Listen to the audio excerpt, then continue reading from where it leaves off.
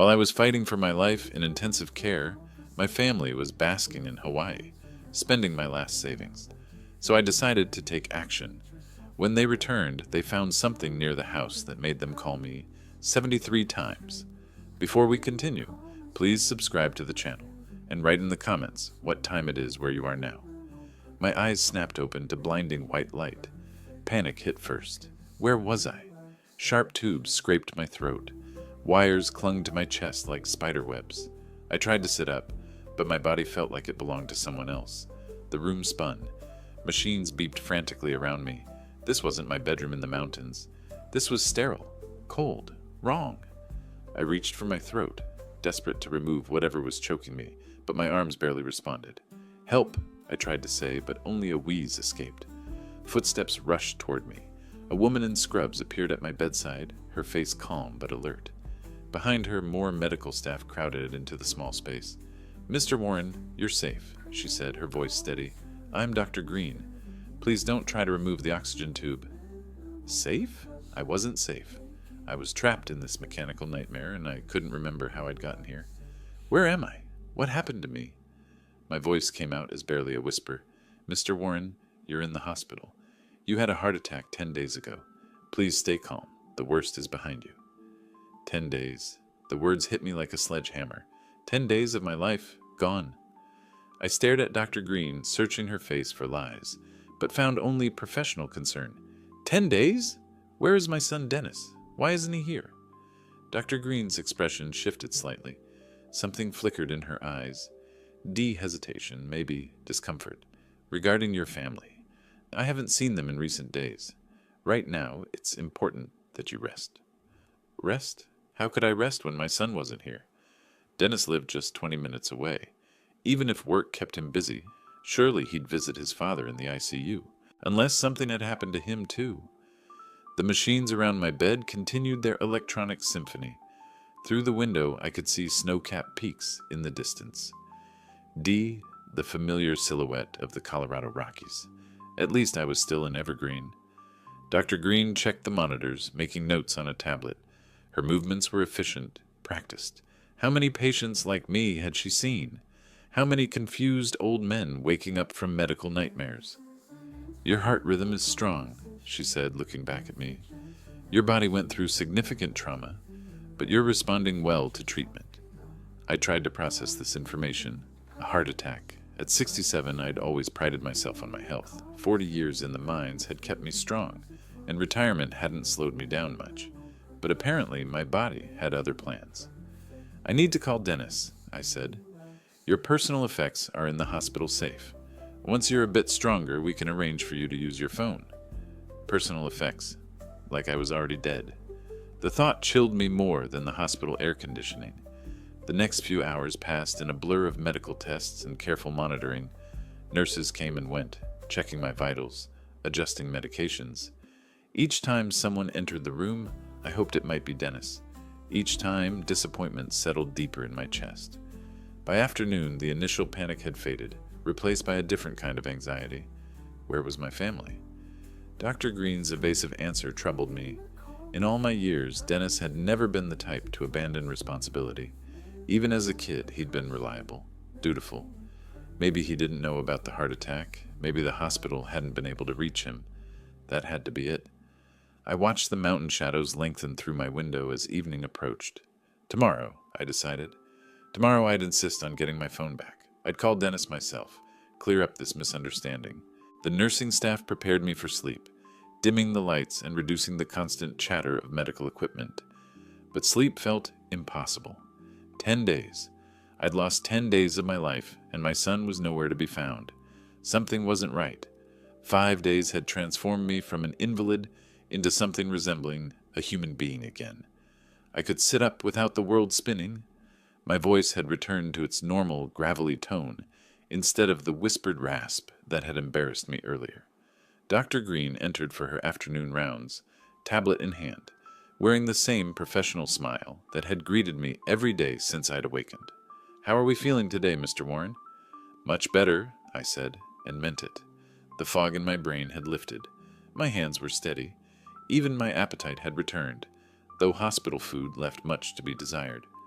She went through her routine examination D, checking my pulse, listening to my heart, reviewing the monitors that had become my constant companions. Her expressions remained neutral, but I'd learned to read the subtle signs of satisfaction in her movements. Your indicators have improved significantly, Mr. Warren. Your heart is recovering well. I think we can discharge you in 2 or 3 days. Relief flooded through me.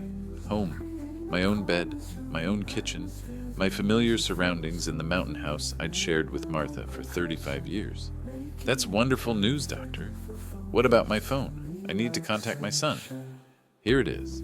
The nurse brought it from your personal effects. You can use it now, but don't overexert yourself. She handed me the device D, a simple smartphone that Dennis had insisted I get last Christmas. At the time, I'd grumbled about unnecessary technology, but now it felt like a lifeline to the world I'd been cut off from for 15 days. The screen lit up at my touch, battery at 12% but functional. The notification icons showed missed calls and messages, but I didn't want to check them in front of Dr. Green. This conversation with Dennis needed to be private. Thank you, I said, clutching the phone carefully. You've taken excellent care of me. That's what we're here for. Your recovery has been remarkable for someone your age. Keep taking your medications as prescribed. Follow up with your cardiologist next week and avoid any strenuous activity. She made a few more notes, then gathered her materials to leave. Dr. Green, I called as she reached the door. Has anyone called about me? Asked about my condition? Her pause lasted just long enough to confirm what I'd suspected. Hospital policy requires us to contact emergency contacts, but we respect patient privacy regarding visitor information. Diplomatic non-answer, professional deflection, but her meaning was clear enough. After she left, I stared at the phone in my hands. 15 days without speaking to my son. In all his 38 years, we'd never gone that long without contact. Even when he'd moved to Denver for college, he'd called every weekend. The weight of the phone seemed to increase as afternoon faded toward evening. Part of me wanted to dial immediately, to hear Dennis's voice and end this mystery, but another part hesitated, afraid of what I might learn. Through my window, the mountains caught the last rays of sunlight, painting the peaks in shades of gold and pink. Soon, visiting hours would begin. Maybe Dennis would surprise me, walking through that door with an explanation for his absence. Hours passed, no visitors came. By evening, I'd made my decision. I'd waited long enough. Whatever had kept Dennis away, we'd work through it together. That's what families did. I settled back into my pillows, phone charged and ready. Tonight, after the hospital quieted down, I'd call my son. The hospital had settled into its nighttime rhythm. Hallway lights dimmed to a soft glow. Nursing stations buzzed with quiet activity. I'd been rehearsing this conversation for hours, imagining Dennis's relief at hearing my voice, his explanations for the long absence. My hands trembled slightly as I selected his number from my contacts. 15 days, the longest we'd ever gone without speaking. The phone rang once, twice. On the third ring, his familiar voice answered, "Dad?" Joy flooded through me at that single word. He was safe, alive, available. "Dennis, finally! Where are you, son? I haven't had contact with you for 15 days. Why didn't you visit the hospital?" My excitement made the words tumble together.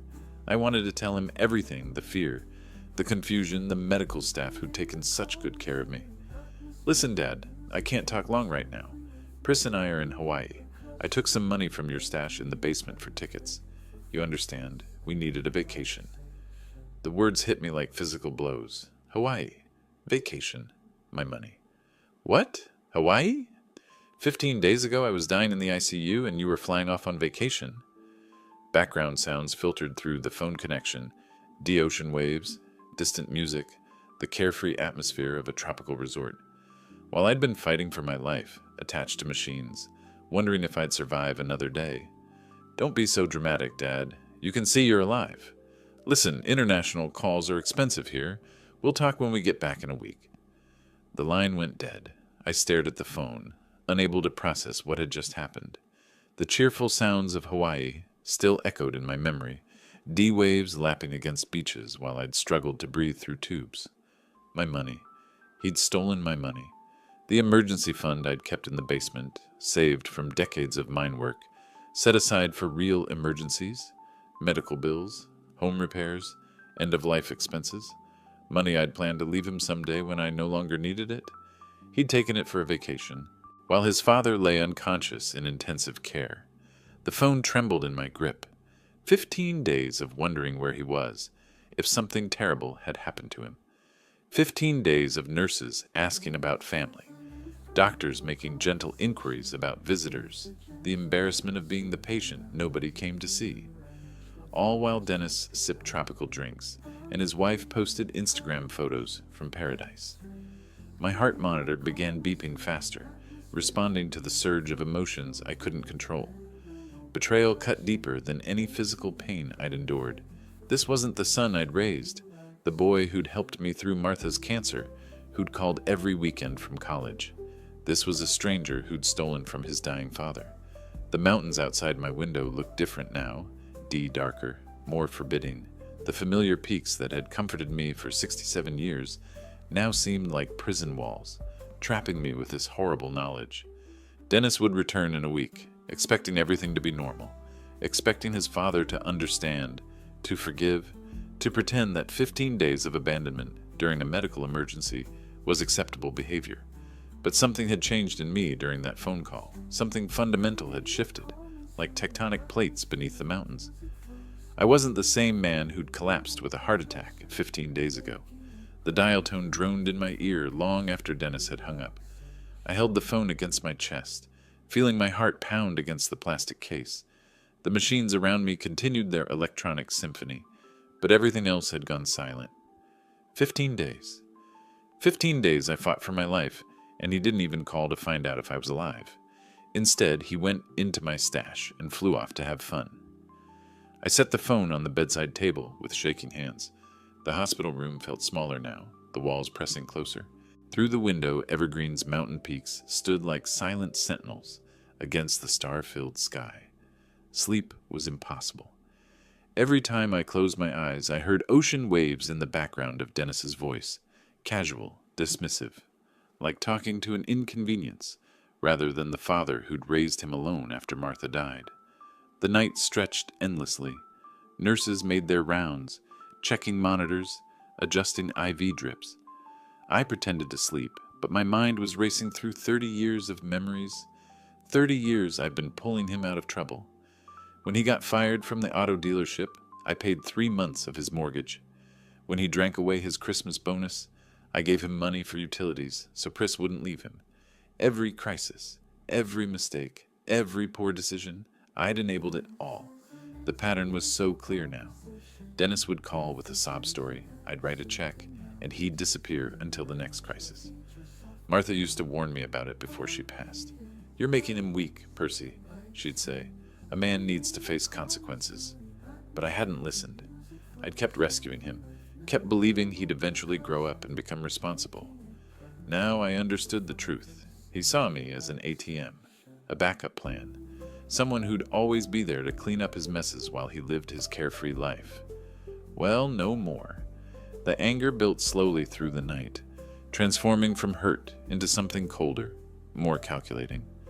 By the time dawn light began filtering through the mountain peaks, I'd made my decision. No, enough being a fool. If he wants to play adult games, he'll get adult consequences. A nurse entered for the morning shift change, checking my vital signs with practiced efficiency. "How are we feeling today, Mr. Warren?" "Ready to go home," I said, and I was. Not to the same home Dennis expected to find when he returned from his stolen vacation. Not to the same father who'd always been there to bail him out. I was ready to teach my son what real consequences looked like. Dr. Green's final examination confirmed what I already knew. My body had healed enough to function outside these sterile walls. The discharge paperwork felt symbolic as I signed each page with steady hands. "Remember, Mr. Warren, no strenuous activity for at least 2 weeks. Take your medications exactly as prescribed, and call immediately if you experience chest pain or shortness of breath." I nodded, pocketing the pill bottles and instruction sheets. My few personal belongings fit in a small bag. Wallet, phone, the clothes I'd worn 17 days ago when the ambulance brought me here. The taxi ride through Evergreen's familiar streets felt surreal. Everything looked exactly the same, but I was seeing it through different eyes. The mountains, the pine forests, the small-town charm. It all belonged to a life I'd lived before. I understood what my own son thought of me. 20 minutes later, we pulled into the driveway of 2847 Maple Grove, the house I'd shared with Martha, where I'd raised Dennis, where I'd planned to spend my remaining years in peace. The key still worked. The front door swung open to silence. Inside, evidence of their hasty departure scattered throughout the rooms. Dirty dishes in the sink. Pris's makeup scattered across the bathroom counter. Dennis's work clothes draped over the bedroom chair. They'd left in a hurry, eager to catch their flight to paradise. The basement stairs creaked under my weight as I descended to check the damage. Behind the water heater, where I'd kept my emergency fund for 15 years, the loose floorboard had been pried up carelessly. The metal box that had contained $8,000 in cash lay empty, tossed aside like garbage. $8,000. My backup plan for medical emergencies, home repairs, funeral expenses, gone. But as I stood in that violated basement, something unexpected happened. Instead of despair, I felt relief, clarity.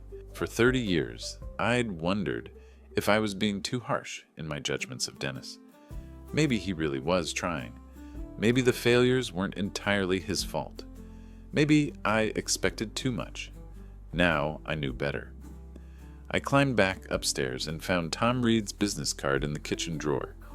Tom had handled the paperwork when Martha and I bought this house 30 years ago. He'd built a solid reputation in Evergreen's real estate market. My fingers were steady as I dialed his number. Reed Realty, Tom speaking. Tom, this is Percy Warren. I need to urgently sell the house on Maple Grove as quickly as possible. A pause. Percy, you just got out of the hospital. Maybe you should rest first. Think everything through. No, Tom. I need investor buyers. Cash. Maximum speed deal. Do you have such clients? Well, yes. There are several. But this is a serious decision, Percy. Are you sure? More than sure. Can we start tomorrow? Another pause. Tom's professional instincts were warring with his concern for my health. If you're certain, yes, I have 3 investors who might be interested.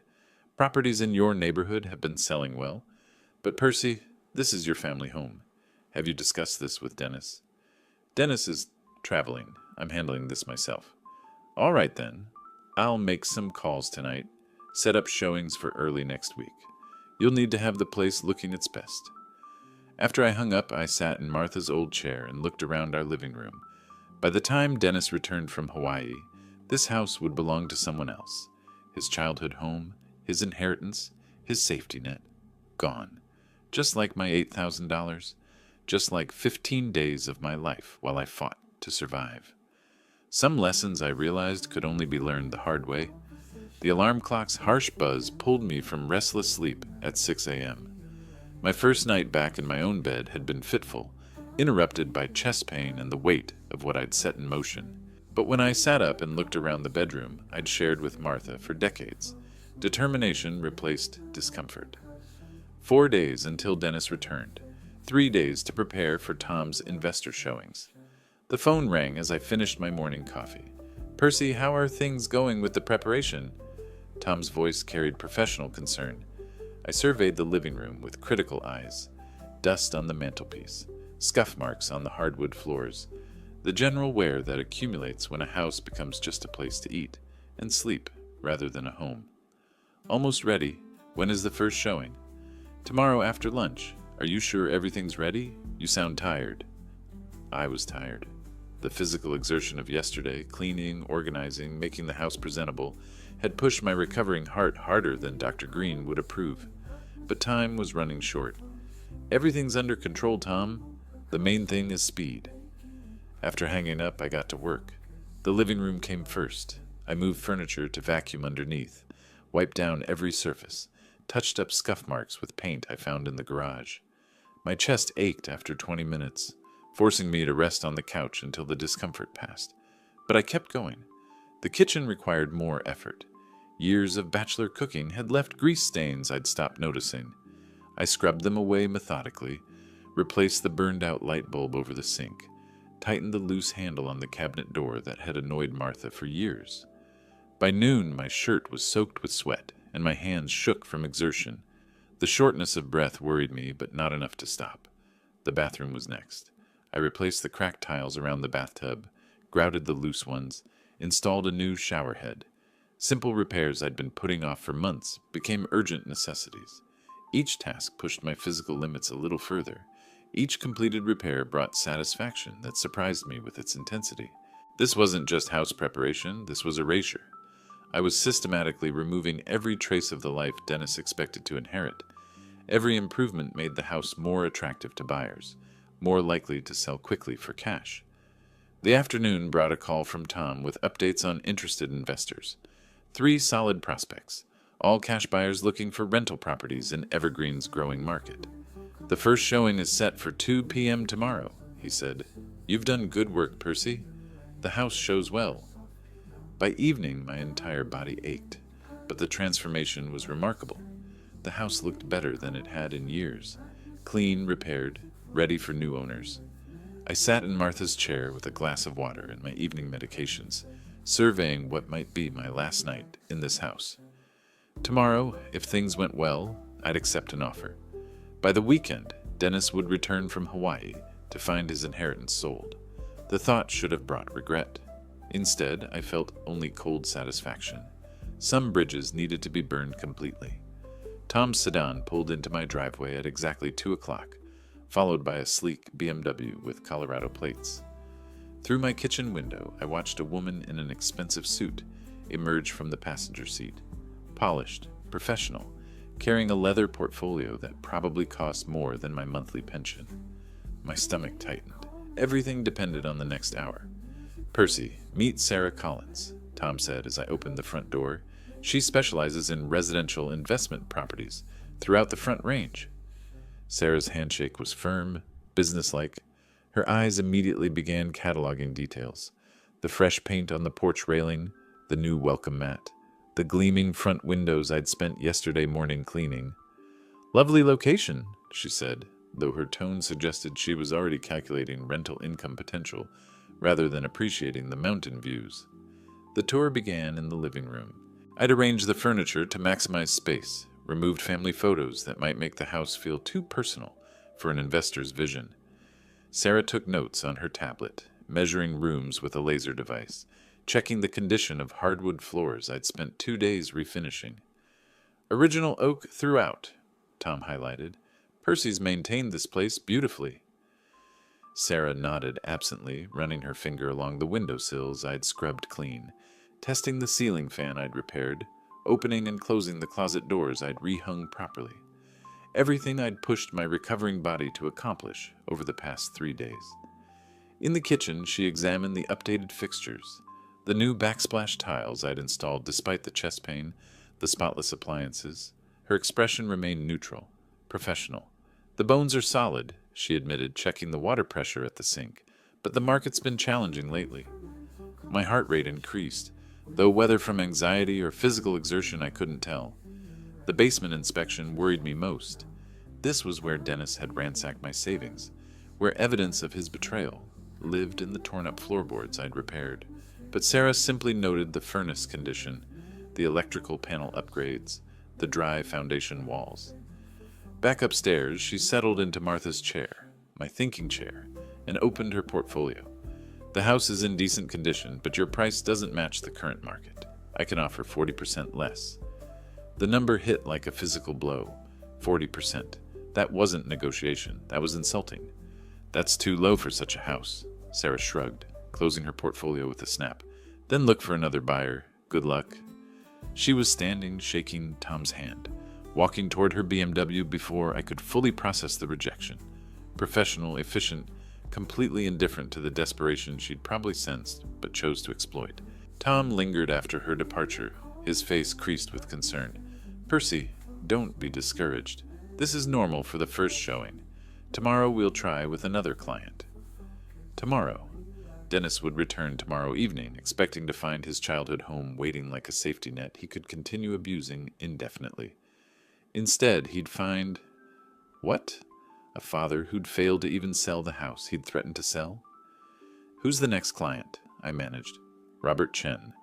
Different type of investor, more reasonable, less predatory.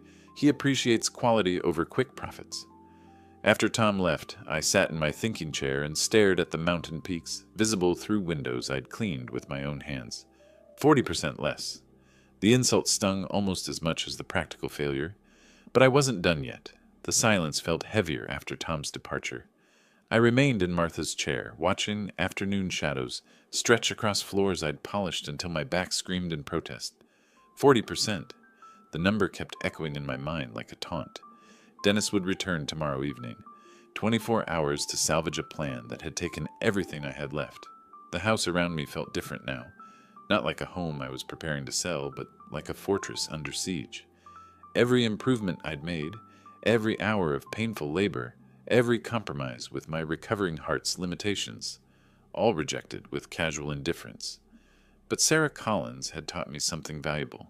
She'd shown me the difference between what I wanted and what the market would bear, between justice and revenge, between principle and practicality. The phone felt heavy in my hands as I dialed Tom's number. "Tom, I need results tomorrow. I'm ready to lower the price by 20%. A pause. I could hear him recalculating, reassessing the property value in light of my newfound flexibility. "That's much more realistic. I have an investor who's looking for exactly this type of property. He can pay cash." Cash. The magic word that made everything else negotiable. "Cash is perfect. When can he look?" "Tomorrow morning." "Percy, why such urgency? What happened?" The question I'd been dreading. Tom was too smart, too experienced not to sense the desperation behind my sudden willingness to compromise. But some truths were too complicated, too personal for professional relationships. "Personal reasons, Tom. Just trust me." Another pause. In the silence, I could hear him weighing his curiosity against his respect for client privacy. Professional discretion, 1. "All right then. Robert Chen, 9 a.m. sharp. He's serious about expanding his rental portfolio in mountain communities." After hanging up, I walked through the house one more time, seeing it through different eyes now. Not as the family home where I'd raised Dennis, where Martha and I had built 30 years of memories. Not even as the inheritance Dennis assumed would always be waiting for his next crisis. I saw it as a commodity, a tool, something to be traded for the satisfaction of watching my son learn what consequences actually felt like. The kitchen where Martha had taught Dennis to make pancakes on Sunday mornings. The living room where we'd watched him graduate high school on televised ceremonies during the pandemic. The basement where he'd hidden during thunderstorms as a boy, later returning as a man to steal from his unconscious father. Every room told the story of opportunities wasted, lessons unlearned, kindness transformed into weakness. Tomorrow morning, Robert Chen would walk through these rooms and see rental income potential, maintenance costs, return on investment, numbers on a spreadsheet instead of memories on every surface. By tomorrow evening, Dennis would return from his stolen vacation to find his safety net gone. No family home to mortgage for his next crisis. No elderly father to bail him out of his next poor decision, just consequences. I made myself a simple dinner and took my evening medications, trying to ignore the chest tightness that had nothing to do with my heart condition. Tomorrow would bring either salvation or complete failure. Either way, I'd know where I stood. Outside, the Colorado mountains stood silhouetted against a darkening sky, as permanent and immovable as the resolve that had replaced the weakness Dennis had counted on for 38 years. Sleep had been impossible.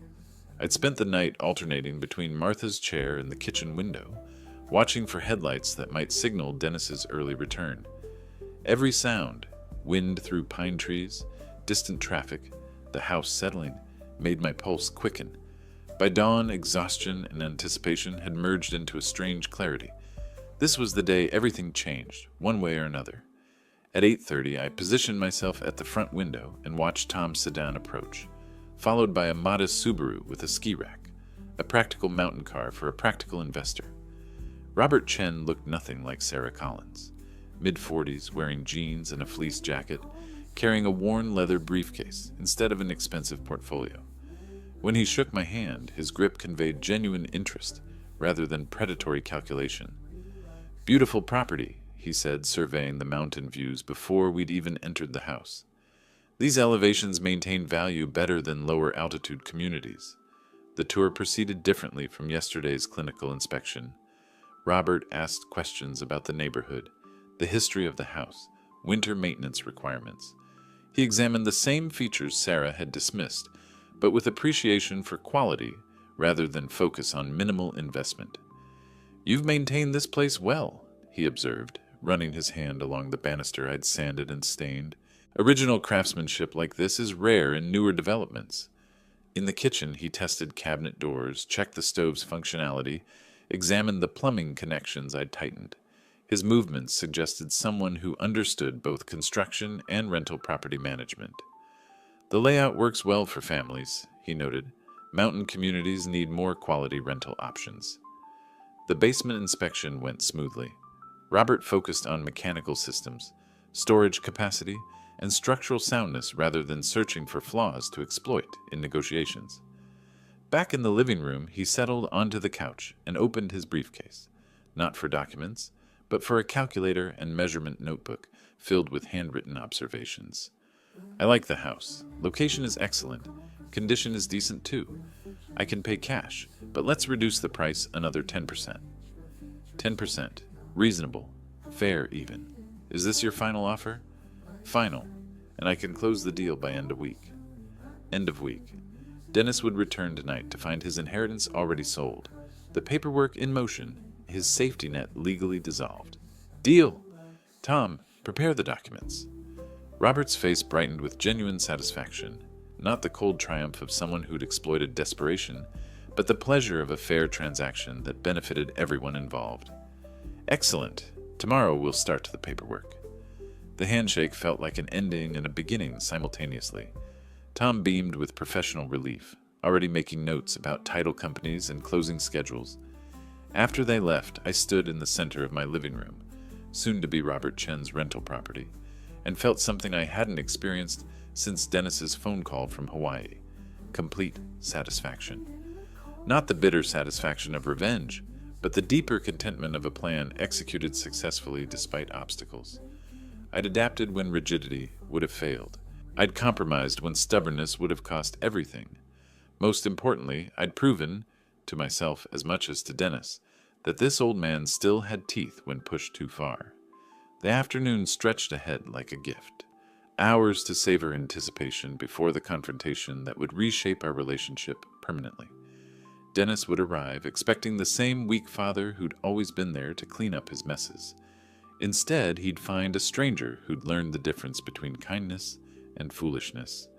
Tom's office smelled like fresh coffee and leather chairs, the scent of successful deals and satisfied clients. I arrived early, carrying a manila folder with my identification documents and banking information, ready to transform promises into legal reality. "All documents are ready. Tomorrow we'll sign the main agreement." Tom spread the preliminary papers across his polished desk, pointing to signature lines with professional precision. Each page represented another nail in Dennis's coffin of assumptions about inherited security. "Excellent. And I'll receive the cash immediately." "Yes, the buyer will bring a bank check." I signed each document with steady hands, my signature flowing as smoothly as it had 30 years ago when Martha and I first bought this house. Full circle, except this time I was choosing freedom over family obligation. The next 2 days blurred together in systematic preparation. Room by room, I packed Dennis and Pris's belongings with methodical efficiency. Their clothes, her makeup collection, his golf clubs, their shared photographs from happier times. Each box told the story of a life lived carelessly, assuming someone else would always clean up the mess. Designer clothes bought on credit. Expensive electronics purchased during financial crises I'd resolved with my checkbook. Wedding photos where they smiled like people who'd never faced real consequences. The physical work pushed my recovering heart to its limits, but emotional detachment kept me moving. These weren't family treasures anymore. They were just objects belonging to strangers who'd stolen from their dying father. By March 30th, I'd loaded my truck 3 times, transporting everything to Rocky Vault's storage facility on the industrial side of town. The place looked exactly right for this purpose. Anonymous, efficient, forgettable. "I need a storage unit for a short term," I told the clerk. a bored young man who barely looked up from his computer screen. For how many months? For an indefinite period. I'll pay for a year in advance. Cash payments simplified everything. No credit checks, no references, minimal paperwork. Unit number 47 became the temporary home for Dennis's life, accessible with a key I'd hide under the doormat, as planned. Loading the final boxes into that sterile concrete space felt ceremonial. Childhood photos mixed with adult failures, little league trophies next to unpaid credit card statements. The archaeology of a man who'd never learned to stand on his own. I locked unit number 47 and pocketed the key, knowing Dennis would find it eventually when desperation forced him to actually read my instructions. My own packing took less than an hour. 2 suitcases of clothes, a box of Martha's jewelry, and my father's mining tools. Everything else could stay with the house. Let Robert Chen deal with furniture and appliances.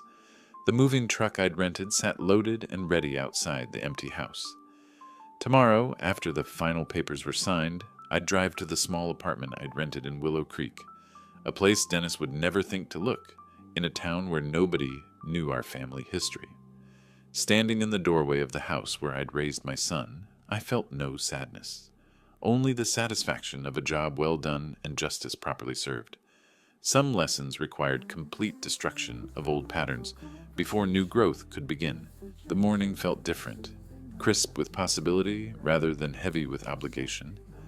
I arrived at Tom's office carrying the keys to 2847 Maple Grove for the last time, ready to sign away 30 years of family history without a backward glance. Robert Chen sat across from me at the conference table, his cashier's check already prepared and waiting. The amount was exactly what we'd agreed, enough to secure my independence and prove my point without leaving me wealthy. That's it, Percy. The house is officially sold. Tom's ceremonial tone carried genuine satisfaction. He'd earned his commission through professional competence, helping a client achieve goals he didn't fully understand, but respected enough not to question. Thank you for everything, Tom. You helped tremendously. The gratitude was real. Without Tom's expertise and discretion, this plan would have remained just an angry old man's fantasy instead of executed justice. What will you do now? Where are you move on? Tom's curiosity was natural, professional. In 30 years of knowing me, he'd probably never seen me make such a dramatic life change. I have a plan, don't worry. Mystery served my purposes better than explanation. The fewer people who knew my new address, the better Dennis would learn to accept permanent consequences. The bank visit took longer than expected, converting a large cashier's check into cash-raised eyebrows, and required additional identification. But by noon, I walked out with enough bills to fund my new life comfortably. The house waited for me, completely empty except for the note I'd been composing mentally for days. I'd written and rewritten the words in my mind, crafting each sentence to deliver maximum impact while maintaining dignity. The kitchen table, Martha's favorite spot for serious conversations, seemed like the right place for my final communication with Dennis. I sat down with a legal pad and began writing in careful handwriting. Dennis, when you read this, the house has already been sold. Your belongings are in storage unit number 47 at Rocky Vaults. Key is under the doormat. Don't try to find me. It's pointless. For 30 years, I've been your safety net. Every financial crisis, every poor decision, every consequence you couldn't face alone. I was there with my checkbook and my patience. When you got fired, I paid your mortgage. When you drank away your bonus, I covered your utilities. When you needed vacation money, you helped yourself to my emergency fund while I lay unconscious in intensive care. 15 days I fought for my life in that hospital room. 15 days wondering if I would survive to see my family again. While I struggled to breathe through tubes and machines, you were sipping tropical drinks with money stolen from your dying father. You called me dramatic for objecting to your theft and abandonment. You hung up on me because international calls were expensive. You treated my near-death experience like an inconvenience to your vacation schedule. Now you'll understand what it means to have no safety net, no father to bail you out, no family home to mortgage for your next crisis. You're 38 years old. It's time you learned to face consequences like an adult. Don't contact me. Don't look for me. Don't expect reconciliation or forgiveness. This isn't cruelty, it's education. The School of Hard Knocks has officially opened, and tuition is everything you took for granted. Your mother would be ashamed of what you've become. I'm ashamed I enabled it for so long. Learn to stand on your own 2 feet, Dennis. It's never too late to become the man I hoped you'd be. I signed it simply, Percy Warren, and left it propped against the sugar bowl where Dennis would definitely see it. Walking through the empty rooms one final time, I felt only relief. No ghosts of family dinners or Christmas mornings haunted these bare walls. Just the echo of my footsteps moving toward a future built on self-respect instead of family obligation. The front door closed behind me with a satisfying click. Sunlight streaming through unfamiliar windows woke me at dawn. For a moment, I forgot where I was. The ceiling was different. The sounds outside my bedroom were new. Then memory flooded back, bringing satisfaction instead of confusion. I was free. My new apartment in Willow Creek was modest but sufficient. 2 bedrooms, a small kitchen, mountain views from the living room window. Everything a 67-year-old man needed to live comfortably without the weight of family drama pressing down on his shoulders. Coffee tasted different here. Better, somehow.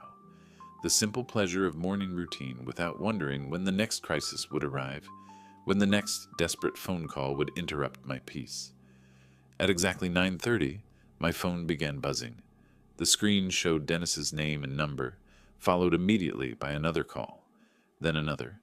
I let them all go to voicemail, watching the missed call counter climb, with scientific fascination. By noon, the number had reached 73. 73 calls. I guess they finally understand what it means to be left with nothing. I scrolled through the call log, noting the timestamp progression. The first few calls came 20 minutes apart. Probably Dennis trying the house phone, then my cell, then calling back casually.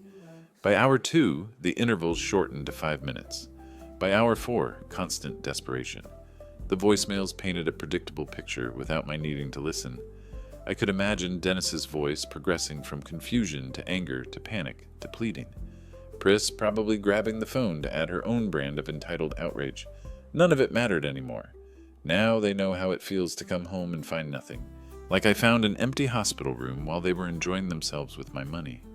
Through my new living room window, the Colorado Rockies looked exactly the same as they had from my old house. Eternal, unchanging, indifferent to human drama. The mountains had watched Martha and me build our life together, witnessed Dennis grow from an innocent child into a selfish man, observed my transformation from enabler to educator. This isn't revenge, it's a lesson about consequences and responsibility. My phone buzzed again, call number 74. I turned it face down on the coffee table and returned to my morning newspaper, reading local Willow Creek news with genuine interest. The community center needed volunteers for senior activities. The library was hosting a book club focused on Western history. A hiking group met every Wednesday for mountain trail walks.